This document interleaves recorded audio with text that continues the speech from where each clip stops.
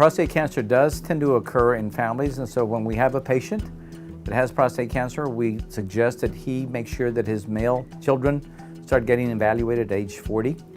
When we see people, we'll ask them if there's any history of prostate cancer in their family, such that we know what kind of schedule to put them on and when to start doing their routine prostate exams. It is a very indolent disease. That is, it is a silent killer. You can have prostate cancer and have no idea that you have it. And in fact, it's a much more common occurrence for us to find prostate cancer in people that have no symptoms than the other way around. Dr. Reyna, who is my physician for urological issues, I go to him for a checkup about once a year. And this particular year, he said, "Henry, I see something here. I felt something here. It's not normal. We ought to have it checked. We ought to have a biopsy done. I don't think it's anything, but there's a little bit of a hard spot that I'm not comfortable with." So I went back for the biopsy in January. He did the biopsy. He called me back the following week and said, "Henry, I'm the most surprised guy in the world, but you have cancer.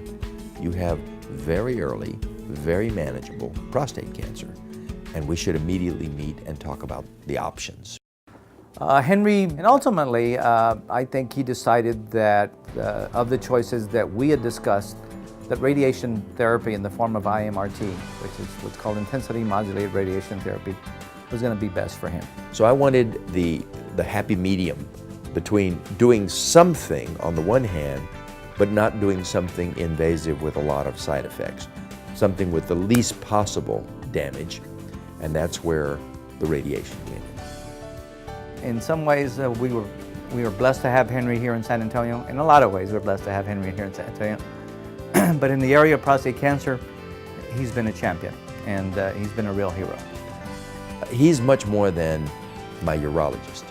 He is effectively my primary doctor, and he's a friend who I trust with just about any intimate question I might have, related medical or otherwise.